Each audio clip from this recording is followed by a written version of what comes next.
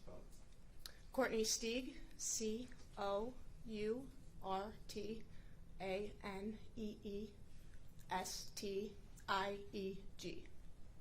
Thank you. Member Johnson. Thank you, Your Honor. Ma'am, could you tell the jury what you do for a living currently? I'm an analyst with the Detroit Police Department. And how long have you been employed with the Detroit Police Department? About 3 years. And what's the focus of your work as an analyst? I do forensic analysis of cellular call detail records and tower mapping. Okay. And have you been in that role the whole 3 years that you've been with the Detroit Police Department? No, a little over 2 years. Okay. And what sort of training do you have in that field of forensic analysis of cell phone records and tower analysis? I've taken training in courtroom excellence. I've taken training in Microsoft Excel. That's the format that most of my records come back in. I've taken training in online training in something called POX, which is the mapping system that I use for the records, as well as attending multiple out-of-state seminars for training for this type of work. I've taken training with the FBI in something called CASFIZ, which is a mapping system to use for cellular records, as well as over 80 hours of one-on-one training with a fellow expert in the field. Okay. And did you happen to do some analysis in connection with this case? Yes, I did. And we've heard some previous testimony about a concept known as timing advance.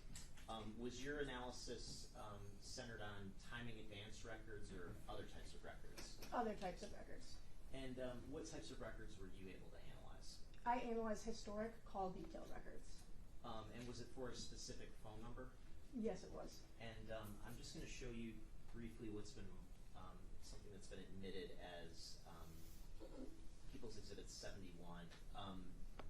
You see that message in blue on the screen? Yes. Are you able to see the phone number of the records that you analyzed for this case? Yes. And is it that 313-925-6615 number? Yes, it is. Okay. And so just to be clear, when you're talking about call detail records and analyzing call detail records, what do you mean by call detail records? It's historic information from a particular target phone number. It will show information such as what type of activity is on the phone calls, text messages, sometimes other things like data session or timing advance information. It will show a date, a time, duration, and an area of where the tower is located that the phone connected to during that activity.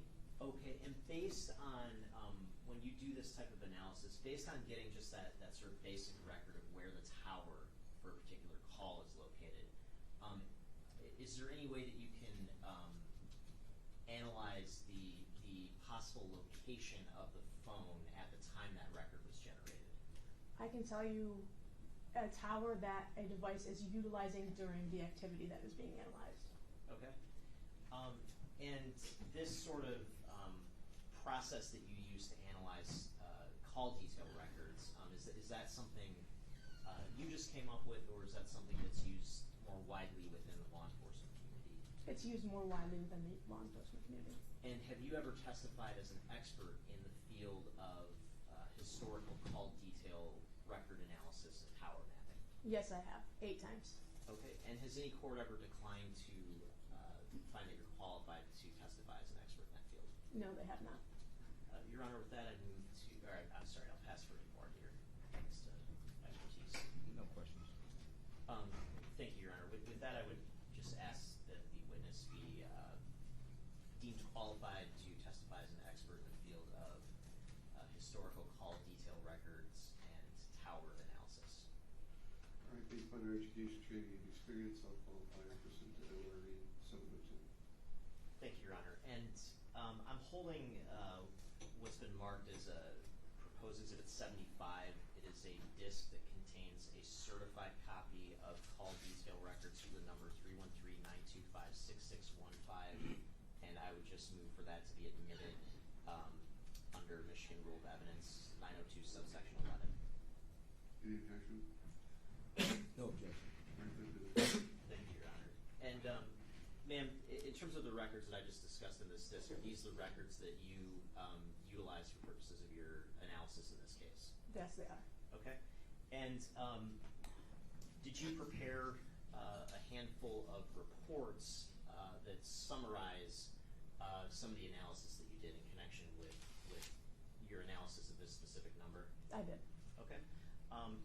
And I'm holding what's, we're going to walk through some but not all of these reports. I'm holding first what's been marked as proposed exhibit 76. May I approach, Your Honor? Yes. What is proposed exhibit 76? This is a calls report for target phone number 313-925-6615. Okay, and does the data reflected in that report come from the call detail records that you had for that number? Yes, I do. And does it summarize those records in some way? It does. And how does it summarize, or how does it limit those records? This shows the target, the date, the time, the type of activity, and who the target was talking to, the number that the target was communicating with during that activity. Okay, and that particular summary, is that limited to activity with a particular number? Yes. And what is the number that activity is limited with? This is contact with the phone number of 313-516-7046. Okay. And again, if you were to go back into the call detail records today and prepare another summary, would you get a summary that looks kind of like the document that you're holding in your hand that's marked as proposed exhibit 76? Yes, it would. I move to admit proposed exhibit 76. No objection. It's admitted. And may I publish, Your Honor? Yes.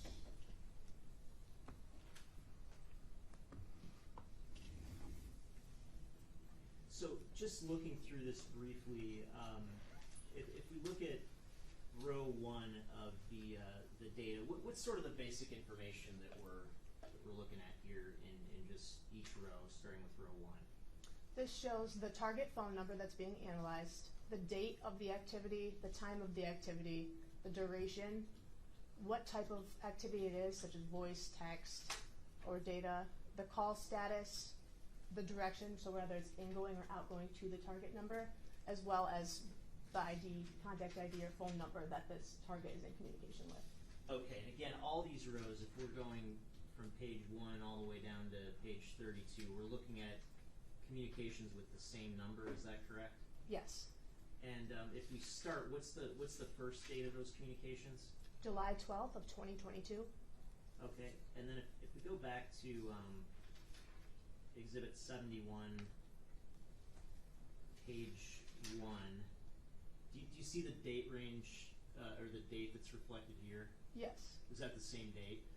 Yes, it is. Okay. And then back to Exhibit 76, if we go all the way down to the last date, what's the final date of the communications? October 2nd of 2022. Okay, and again, if we go back to Exhibit 71 and go back to the last page, number 229, what's the date here? October 2nd of 2022. Is that the same date? Yes, it is. Okay. And then looking at that number, that 313-516-7046 number, I just want to pull up one other exhibit really quick.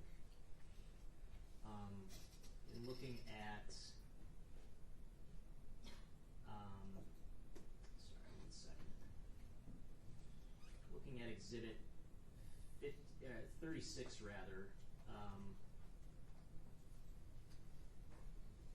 do you see the number reflected here at the top of the page? Yes, I do. Is that same number? Yes. Okay. And so all we're looking at here basically is showing that the two numbers communicated with each other during this date range. Is that correct? Yes, that's correct. And I'm also holding what's been marked as proposed exhibit 78. May I approach, Your Honor? Yes. What is proposed exhibit 78?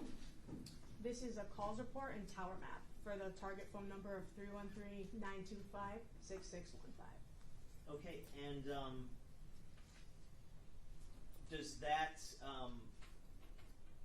does that report, is that a fair and accurate depiction of part of the analysis that you did in connection with mapping the records from that 9256615 number? Yes, it is. And does that just show a tower associated with that number on a particular date? Yes, this shows the tower that this phone utilized during a phone call. Okay. And what's the date of that particular phone call? This is July 11th of 2022. Okay. And Your Honor, with that, I move to admit proposed exhibit 77. I'm sorry, is that 77? 78. 78, I'm sorry. 78. No objection. All right, it's admitted. And may I publish? Yes.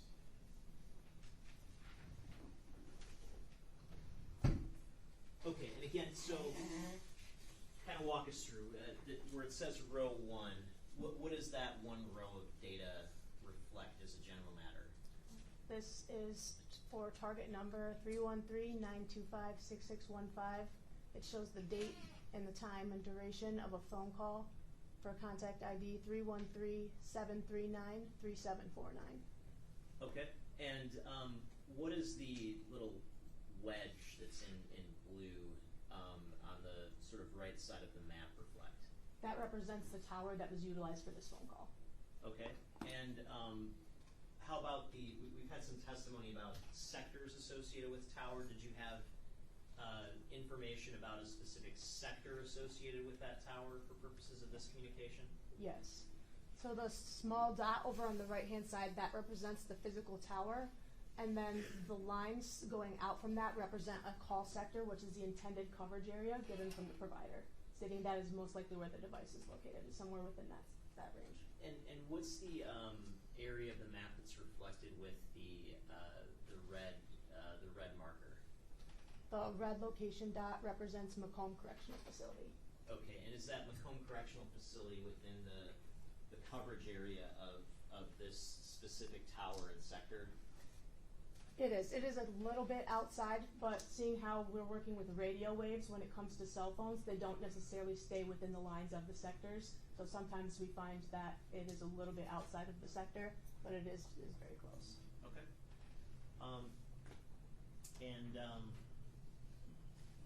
But would it be fair to say that you can't conclude with certainty that the phone was located at Macomb Correctional Facility during this particular call? That's correct. Okay. But it's in the area? Yes. I also have what's been marked as proposed exhibits. Start with proposed exhibit 80. May I approach, Your Honor? Yes. Is proposed exhibit 80 another report that you prepared in connection with this case? Yes, it is. And does that kind of show similar data that we just saw in exhibit 78, but for other communications? Yes, it does. And other dates? Yeah, that's correct. Okay, and again, would proposed exhibit 80 fairly and accurately depict some of the analysis that you did in connection with this case? It does. And with that, I move to admit proposed exhibit 80. No objection. It's admitted. And just walking through this really quickly, here we have 4 rows of data, is that correct? Yes, it is. And what's the overall date range reflected here? This goes from July 31st of 2022 to October 3rd of 2022.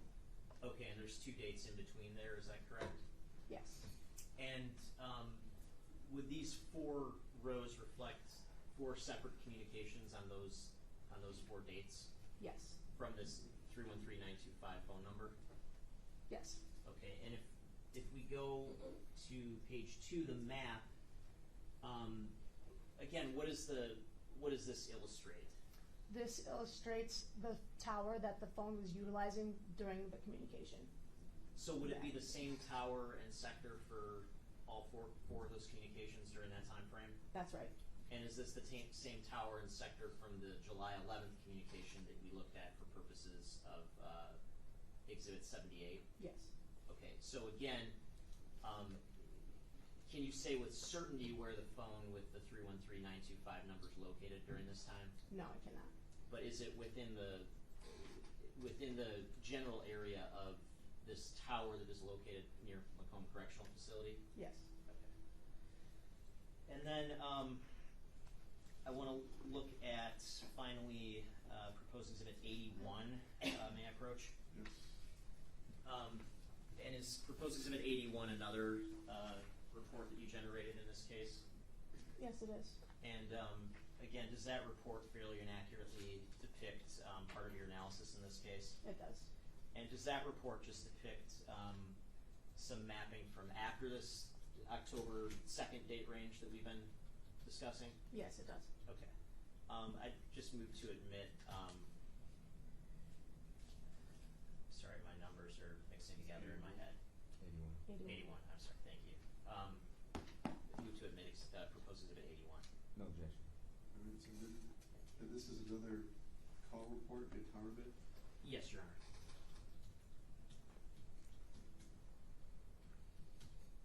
And so looking at this, we've got 2 rows of data that we're looking at this point. That's right. And what are the dates of those 2 communications? The first one is October 6th, 2022. The second one is October 10th of 2022. Okay, and what information, if any, do you have about the phone's location at this point in October 6th of 2022 and October 10th of 2022? It is utilizing a tower down near Jackson, Michigan area. Okay, so different location by that time? Yes. So up until this time frame, are you aware of the phone being outside of the geographical area of the Macomb Correctional Facility during that sort of July through October 2nd time frame that we discussed? Not for any records that I've analyzed, no. Okay, but then after that, the phone's located, and again, what is the city again, just for the record? Jackson, Michigan. Okay, and that's outside of Macomb County? Yes. Thank you, I don't have anything further. Cross-examination? Good morning. Good morning. Now, you stated that you did your analysis based on historical call records, correct? That's right. Okay. And how does that differ, in your opinion, through, I guess, time? I want to say it right. The time when you get the records, the time records, as far as being able to determine how far a phone is from a particular tower. My records and my analysis cannot determine how far away a device is exactly from a tower. Okay. So it'd be fair to say that the historical call records are not as detailed as other records could be as far as analyzing a phone proximity to a tower. That's correct. Okay. Now you stated that on exhibit, I believe it was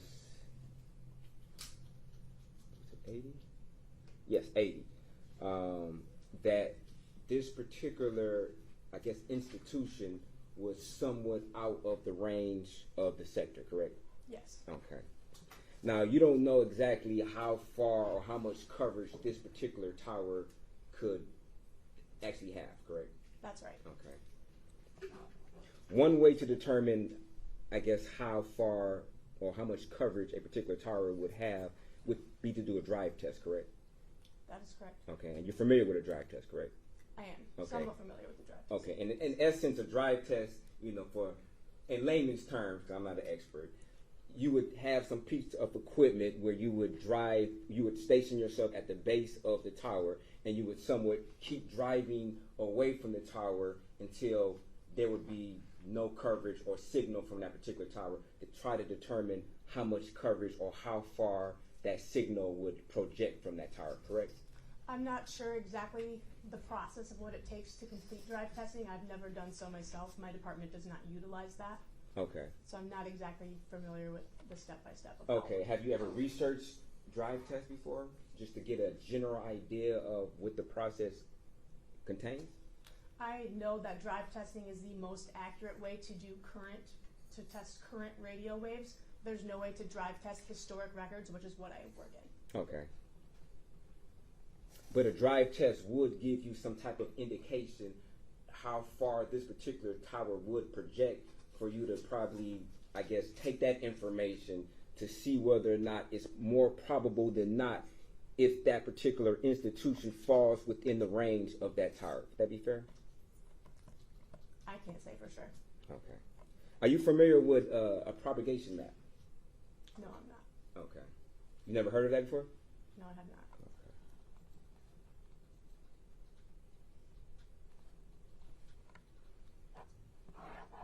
Now, is it possible from your understanding that a phone could use a different tower for a variety of reasons, such as if a tower was down, for instance, on a particular day?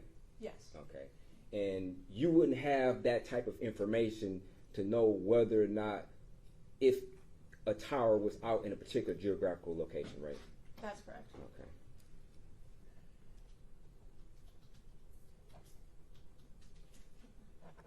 And you wouldn't know where if a phone changed locations if that particular phone was not used in connecting to a tower, correct? I'm sorry, can you rephrase? You wouldn't know if a particular phone was moved from an area if that phone was not being used to either send a text or use the voice network on that from that provider, correct? That's correct. So in essence, if a phone was turned off and it moved, say, from Lansing to Grand Rapids, you wouldn't be aware of that movement, correct? Right.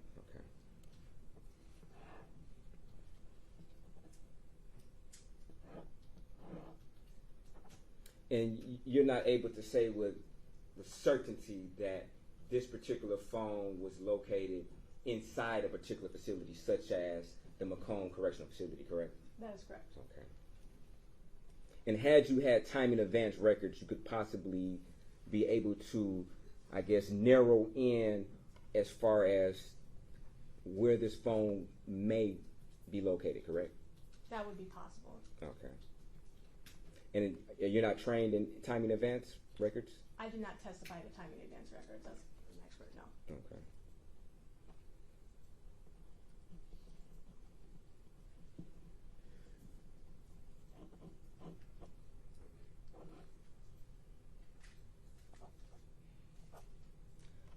Thank you. No further questions.